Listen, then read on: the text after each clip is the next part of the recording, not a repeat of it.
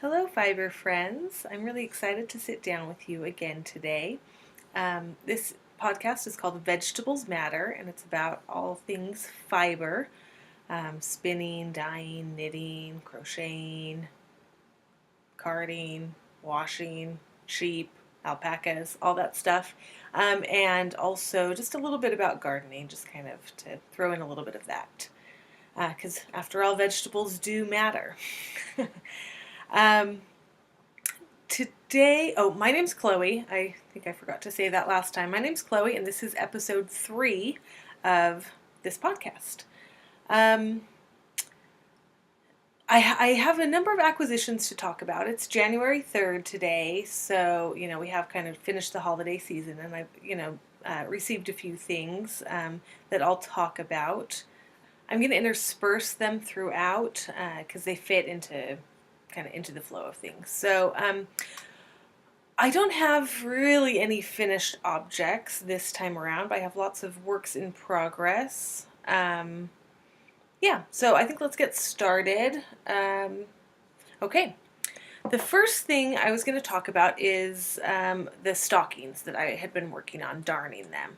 So I had finished up darning the ones that I had, except for my dad's, which needed to be put in, not wool moths. I always say wool moths.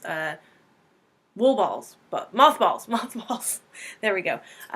Anyway, so I worked on his as we were driving out to Oregon all together to meet up as a family.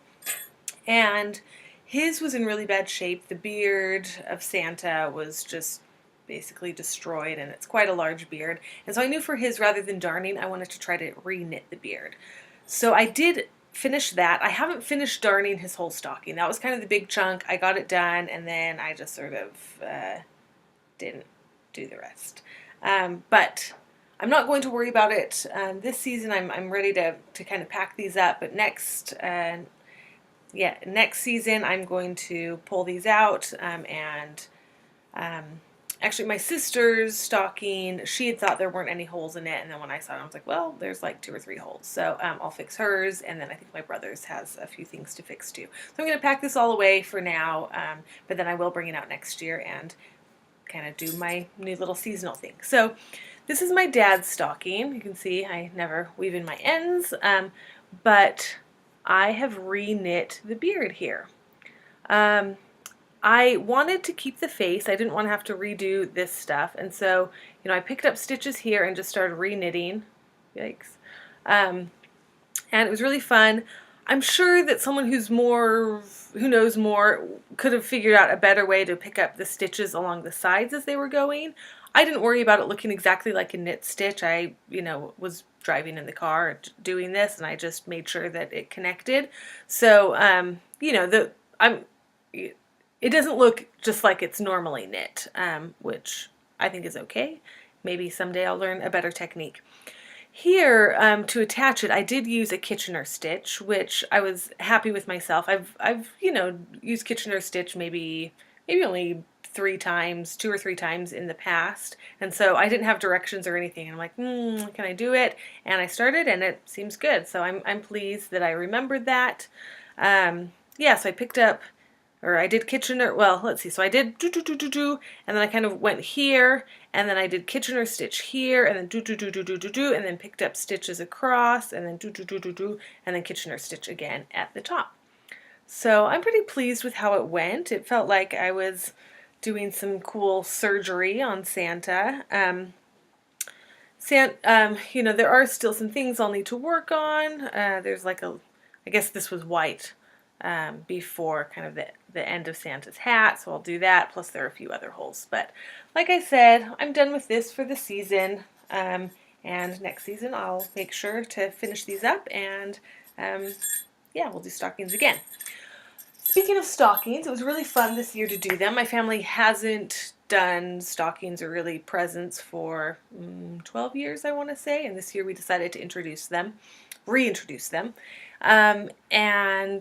So just one of the things that I got in my stocking from my mom is a darning egg. As I've been doing a little bit of darning recently, I've been thinking that it would be really fun to get one of these, and lo and behold, she got it. So this is removable, which I think is kind of cool. So if it works better, you can just have the egg itself, or you can have it on a little handle. It's nice, just a wooden screw system. So I'm really excited and pleased about this. Thanks, Mama. Okay. Next, let's go into knitting. I have no finished objects, like I said, but I am working on something. I think I might have forgotten to bring it out here. Okay, so the capelet that I have, or that I was just started on last time, I did get some good progress on it in my travels. So it looks like this now. Oh, so pretty. I love it. Yeah, I think for the last episode, I just finished this first motif here and was just about to start into the first wave. Yeah, so I did that. I was wondering about doing a slight modification to the wave, and I did end up doing one. So I flipped it, but then kept the colors the same. So I think last time I talked about, oh, maybe I like, the gray, because on my swatch, I had done this part, and I kind of liked the gray wave. I thought that it looked better, but I did want to keep the flow of this is all blue, and then the wave comes out of the blue. Here, the wave comes out of the blue. So I did want to keep that. So I switched how the wave is. These aren't exactly symmetrical, the gray and the blue. So I switched it, but I kept the blue color in the same order. So I'm pretty pleased with that little change up.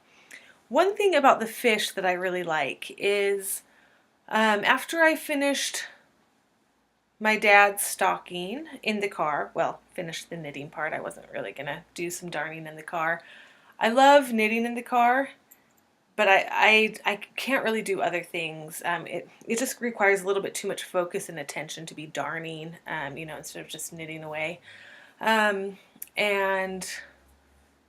plus I just don't really like it. And when I'm in the car, I need to do something more enjoyable and exciting. So once I finished the basic knitting part of the beard, I had a little bit more time in the car. And so I was working on the fish, I think. Or maybe, I don't know. I guess I was also traveling before, so I did the wave, maybe part of the fish. I forget.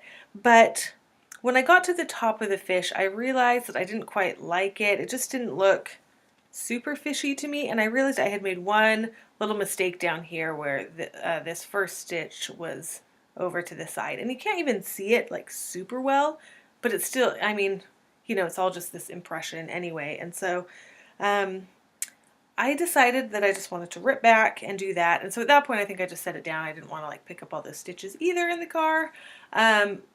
Anyway, and then we were at my family does hot springs for December 25th, and one of our favorites is the hot spring called Brightonbush, and it's really a retreat. It's incredible and lovely. I won't go too much into it now, but anyway, one morning we were kind of having a musical morning with my brother's girlfriend's family as well. It was our family and their family who did this together this year, and anyway, they're incredible musicians.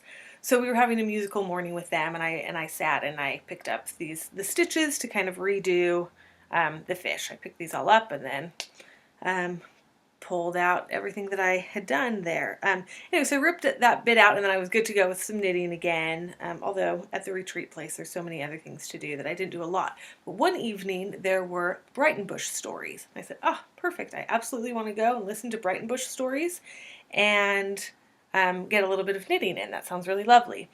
So we went, and the storyteller guy was just really amazing. We all just really enjoyed him. He was a great storyteller. He'd been one of the founders of the retreat there at Brightonbush, and just a really lovely human who's lived there on and off for 40 years. And one of the stories that we really got into that he was talking about, he was really open. People were asking questions, and he would go off on things and get into tangents and then come back, and it was just a really lovely time. But one of the main things that we talked about was the salmon. So Brightonbush runs along the Brightonbush River, and there have been a number of dams up there. Anyway, so a big thing he was talking about was the salmon and just all their different experiences, kind of getting the salmon back in that area, the different native tribes who would come out to perform some ceremonies, you know, being really happy to see the return of the salmon on the river. Anyway, yeah, it was just really nice, and I wasn't even thinking about it at the time. And then kind of at the end of the evening, at the end of the stories, I was like, oh wow, I just finished up with the fish, and we'd been talking about fish for a good chunk of the time. So these now, for me, represent the salmon of the Brighton-Bush River. So that's really fun to kind of have that meaning in there that I didn't know or didn't intend, and that's just built in now.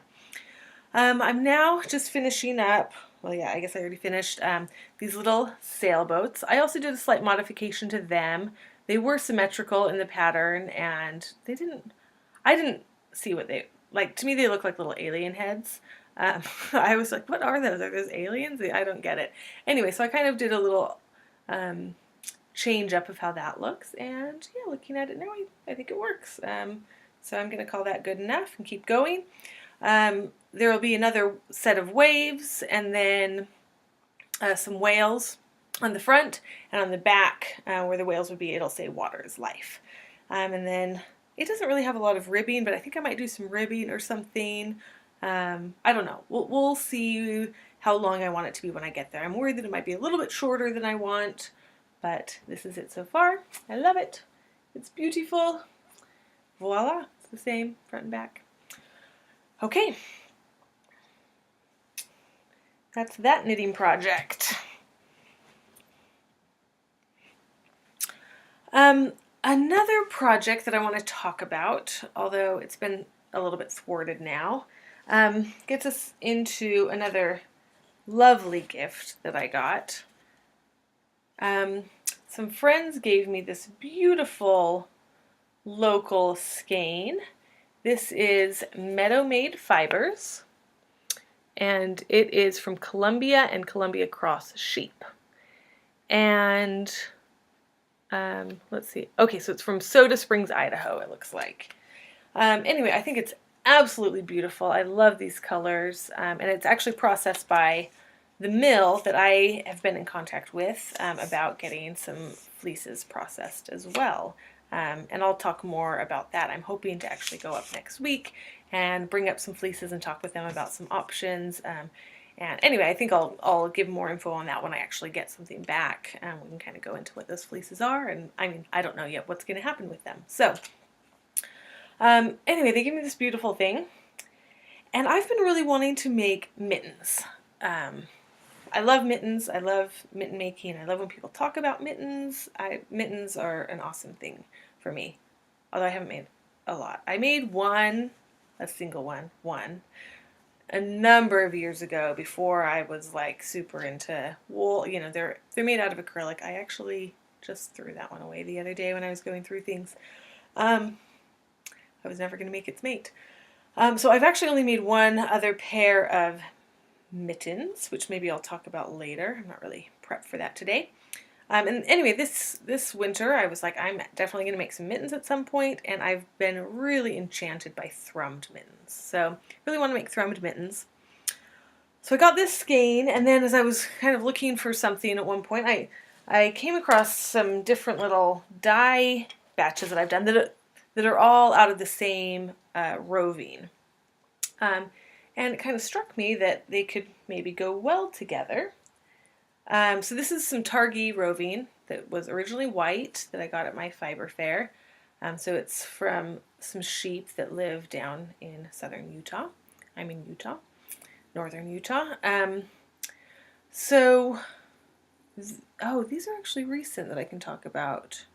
Okay, this I'm pretty sure is some not as colorful stuff that I made from, that I dyed with Hopi sunflower seeds. And I have some that got a little bit more vibrant, but this was kind of some that I think was maybe after I did the main dye bath, and I threw some more stuff in, and this is pretty pale.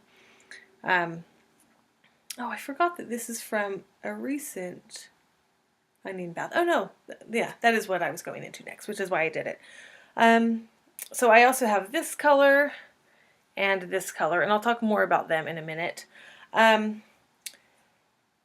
Anyway, so I kind of was seeing them, and I didn't have this with me, but I was like, oh, those could maybe work, as these being the thrums and then this being this. And then I also just recently dyed a little bit more. Well, okay, so yesterday I went up to Park City to have a sleepover with my best friend, and we decided to do a little onion skin dye bath. I recently did a big batch with red onion skins that I'll talk about later, but she had been interested in doing onion skins. I didn't realize she hasn't ever done onion skins before, but she's been saving them for years, and then this year I got for her and for me a natural dye calendar from Fran is her name. I think that's how she would pronounce it. I read her blog. It's wooltribulations.blogspot.com, and she's this wonderful natural dyer.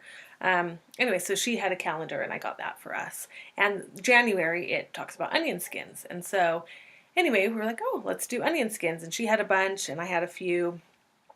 So we did that. They're still up at her house. We didn't want to take them out of the dye bath prematurely. We just want them to soak up all of that stuff. So I left it up there with her, but I will have that. So I brought up this stuff as well. And they're two separate baths. We have just like normal, from the store onion skins, and then I have from my garden onion skins. And that's pretty small, but it'll be interesting to see those color differentiations. So potentially I'll have one or two more colors that I can add to this. So I was thinking that would just be so beautiful and lovely. But I was really worried that I wouldn't have enough of this. This is 100 yards of a worsted weight. And I was looking at patterns today, and everything's like calling for 200 yards. So I've been excited about it. So I decided to still tell you about it here, but I don't actually think it's going to work. Anyway, so I don't quite know. But that's some of the plan or idea, and I just think it'd be really fun and lovely. I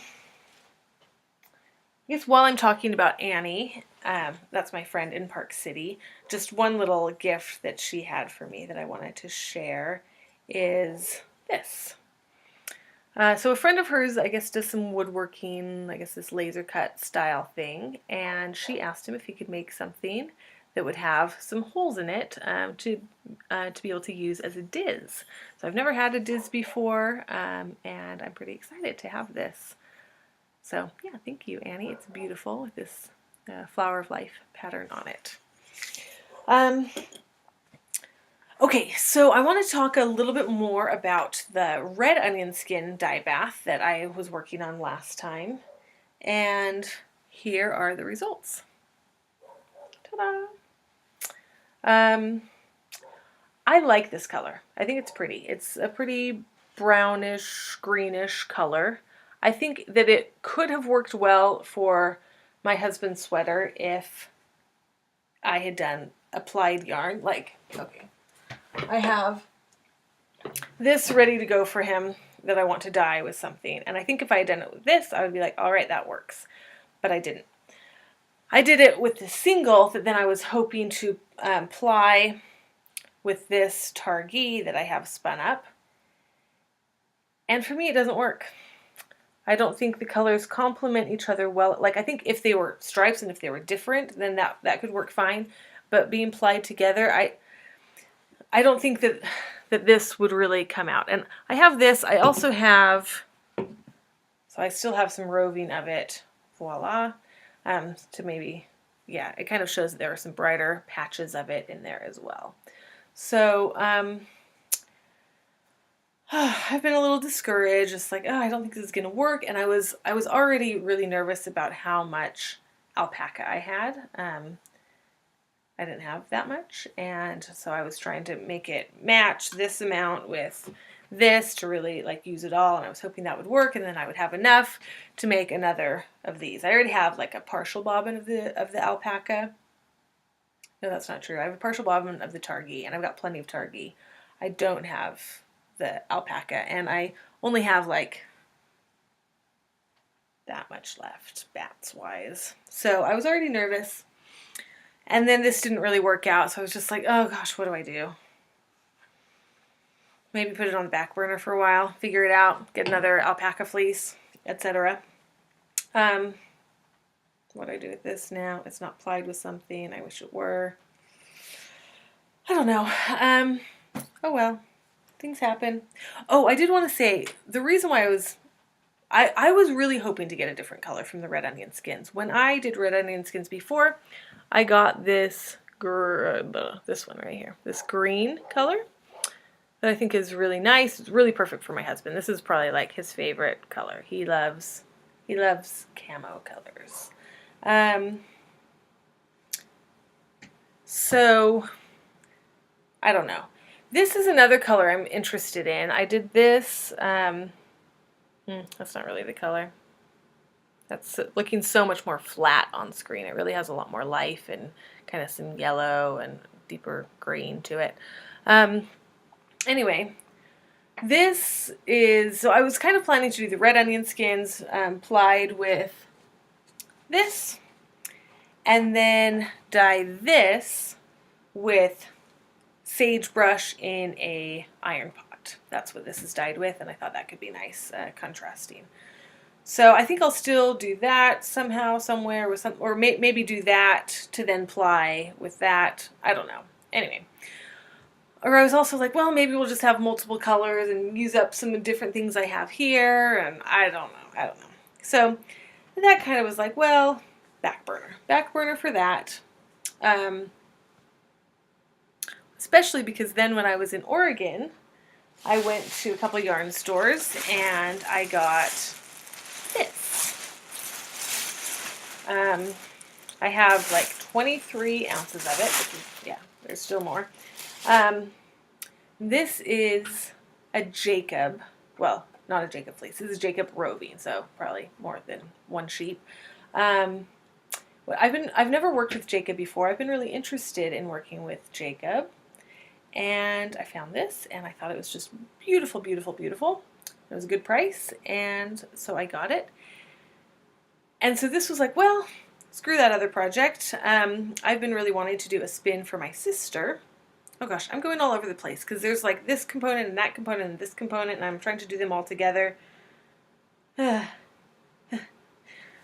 I'll just say I was wanting to do a spin for my sister, and I'll talk about what that project is in a minute. Yeah, so I got this and was just like, this is my new project. We'll wait a while on the other one until I can get some more alpaca and figure that out. But then I got some more alpaca. Again, my lovely, lovely friend Annie. This is from her.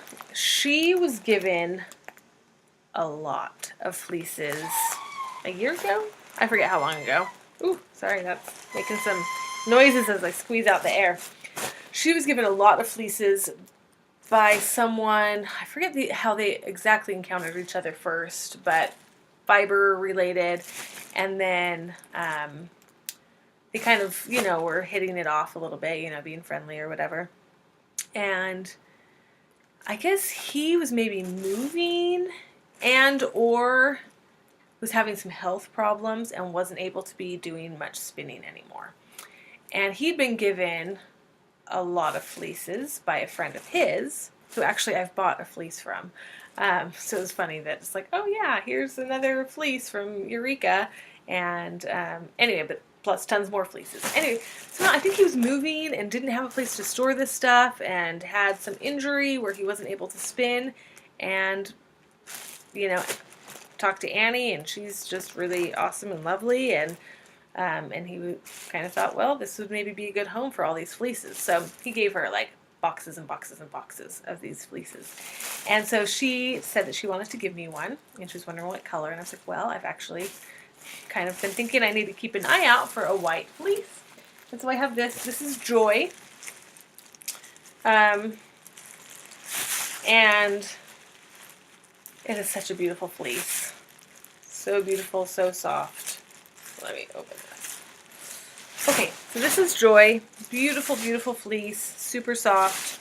Really nice staple length. I was really impressed with it. Let's see what I get if I pull something out. Obviously, there's plenty of vegetable matter in there, VM. But quite a nice staple length, I think, for alpaca. It's, maybe about 4 inches or so. Super soft and lovely. So beautiful. So I have this now. I still think it might be on the back burner. It is winter. It is bitterly cold. It has been very, very cold the last week, and it's just still supposed to be really cold. So, we're not getting up to freezing. I mean, freezing being 32 degrees Fahrenheit, 0 degrees. We're not even hitting that as our highs every day. So it's just cold out there. Don't really want to deal with washing a fleece right now. So I have the Jacob roving that I'm really excited for a spin for my sister. So that spin I've been wanting to do for a bit. We've been wanting to do like black and gray and then dye some white stuff with madder root to make red. And yeah, she loves red. It's her favorite color. And then of course blacks and grays are lovely. So when we found this, it's like, well, that could work as kind of that part of the gray, and then maybe we can get something darker as well. And my sister is not a prolific fiber artist, but she does know how to knit. And she has been wanting to make one of these. This is, I call it a poncho. It's maybe not exactly a poncho. Yeah, and I was actually talking with her about it, and she was getting kind of nervous about it. She was just like, oh, I don't know if I can do it. And I was like, well, you know how to knit. You're fine. She's like, well, only rectangles. And I'm like, well, yeah, this is a rectangle.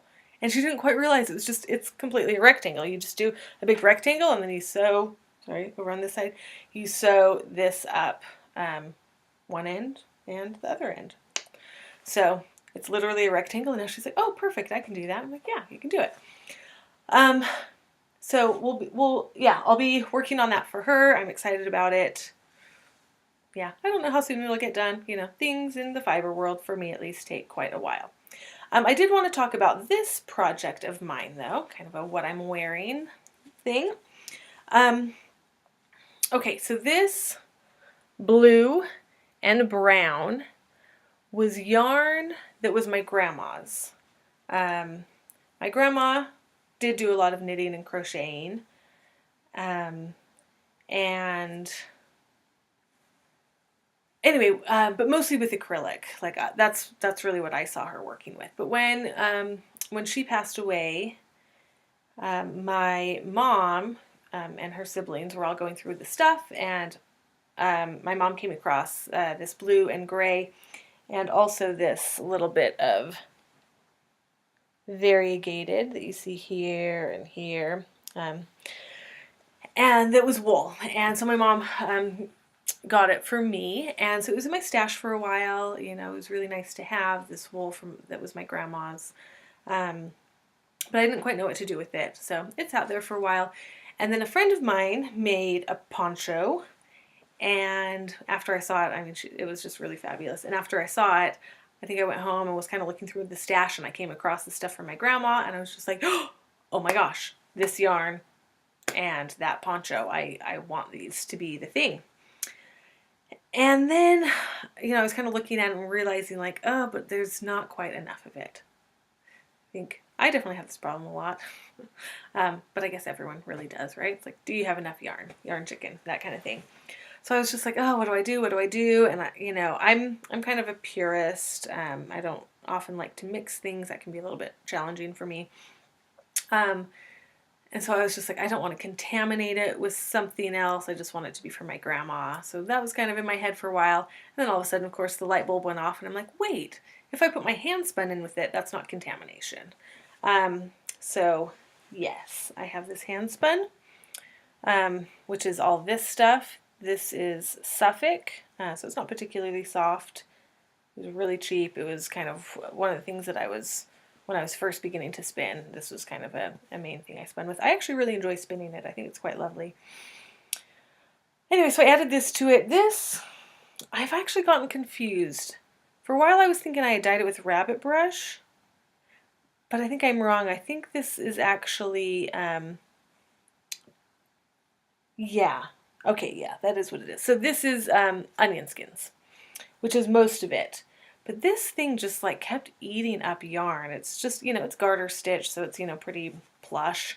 And it just ate up yarn a lot. And so I think I even ran out of this. And so I think this stripe here is dyed with rabbit brush. I think they both faded a bit. I've worn this quite a bit. Also in here, I have at the back, yeah, here it is.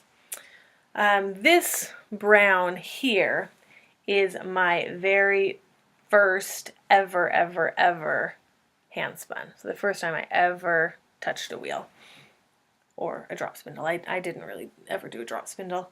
So that's fun to have my very first hand spun in here as well.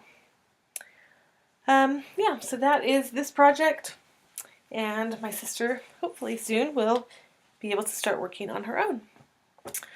I think that's it with fiber for today. Just a quick update with the garden. Of course, you know, like I said, it's bitterly cold, so I haven't been doing anything in the garden.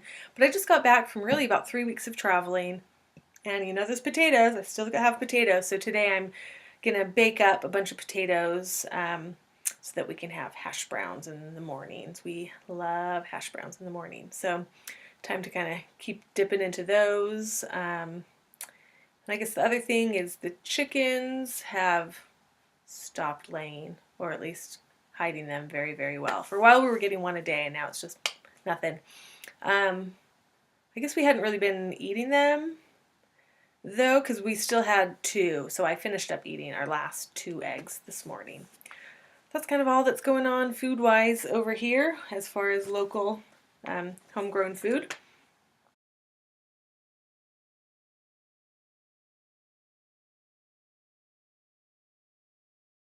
Okay, yeah, that's everything. Hopefully I haven't gone on too long. I just got back, and so I haven't really been watching other people's podcasts for a while. And last night I looked, and I could see that there were 4 podcasts that I like watching that are new. So I'll have to try to squeeze some time in for those in the next couple days. Maybe start spinning again. I've really just been knitting as I've been traveling, so that'll be fun to do. Thank you so much for watching, and it's really lovely to have so many wonderful fiber people around the world, and I really enjoy watching other people's podcasts. I'm still figuring out this whole social media thing and how to engage with it in a way that's comfortable for me. So yeah, but it's really good to be doing this. I really enjoy having this documentation for myself and for others, and to have a conversation, again, because I do enjoy watching podcasts, so this is my way of saying hello back, and thank you for all of the wonderful, incredible things all of you are doing out there. It's really inspiring and exciting, and you know, even though I haven't met a lot of people, you know, you really do start to feel a connection with people, and you start knowing them a little bit. So I guess maybe I am a little bit scared to be exposing that of myself, because who are you who are actually watching? It's not necessarily the people I watch, and so I don't know. For me, there is a little bit of fear about that, but maybe I shouldn't be scared. Maybe I don't need to be scared.